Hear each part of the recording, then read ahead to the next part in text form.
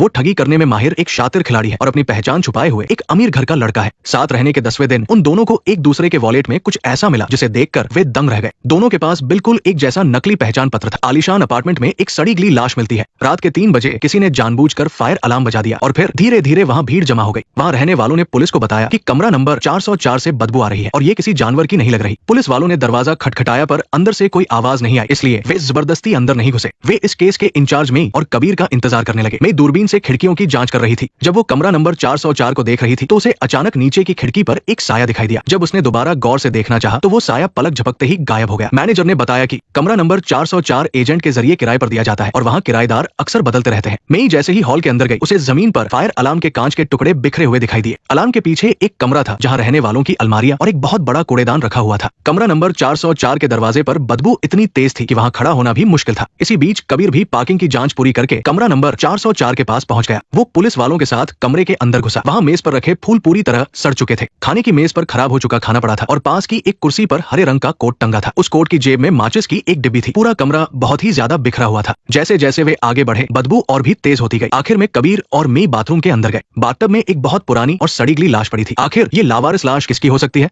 चलिए कहानी को मर्डर से 10 दिन पीछे ले चलते हैं, जब सब कुछ शुरू हुआ था। सारा ने अपना कार्ड लिया, अपना हरा कोट पहना और एक सुंदर सा बैग लेकर घर से बाहर निकली। वो मेट्रो लेकर पास के एक जनरल स्टोर पर पहुंची ताकि कुछ सामान खरीद सके। वो वहाँ चिप्स के पैकेट चुन रही थी, लेकिन उसे अंदाजा भी नहीं था कि कोई उसे छुप कर देख रहा है। किस्मत का खेल देखिए, वे दोनों एक मोड़ पर अचानक एक दूसरे से टकरा गए। सारा ने बात संभालने के लिए झूठ बोल दिया कि उसने गलती से गलत बोतल उठा ली है और वो वहाँ से चली गई। वो आदमी अकेले ही पैसे चुकाकर बाहर निकला और दरवाजे पर सारा का इंतजार करने लगा। वो आदमी थोड़ा घबराया हुआ सा लग रहा था। उसने बताया कि उसे सारा का बैग बहुत पसंद आया। बातों बातों में पता चला कि दोनों को ही तारों का बहुत शौक है। शायद ये पहली नजर का प्यार था। ओलिवर को सारा बहुत ही अच्छी लगी थी। सारा को भी वो लड़का पसंद आ गया। उस आदमी ने अपना नाम ओलिवर बताया। ओलिवर ने उसे कॉफी के लिए बुलाया और वे दोनों एक दूसरे से घंटों बातें करते रहे। बातें इतनी बढ़ गई कि सारा ने अपने परिवार के बारे में भी उसे काफी कुछ बता दिया। सारा ने बताया कि उसके पिता नेवी में थे और वो अभी एक हफ्ते पहले ही इस शहर में आई है। ओलिवर ने हैरानी जताते हुए कहा कि वो भी पिछले हफ्ते ही यहाँ आया है। ओलिवर ने अगले बुधवार को अंतरिक्ष से जुड़ी एक फिल्म साथ में देखने का प्लान बनाया। सारा ने थोड़ा सोचा और फिर उससे अपना नंबर शेयर कर लिया और बुधवार को मिलने का वादा किया। सारा वहाँ से खुशी खुशी चली गई, पर उसने ओलिवर के चेहरे पर आए उस खतरनाक भाव को नहीं देखा। 3 दिन बाद ओलिवर एक नई और नकली पहचान के साथ सारा से एक बार में मिला, लेकिन वहाँ के एक वेटर की बातों से सारा को शक हो गया कि ओलिवर यहाँ पहले भी आ चुका है।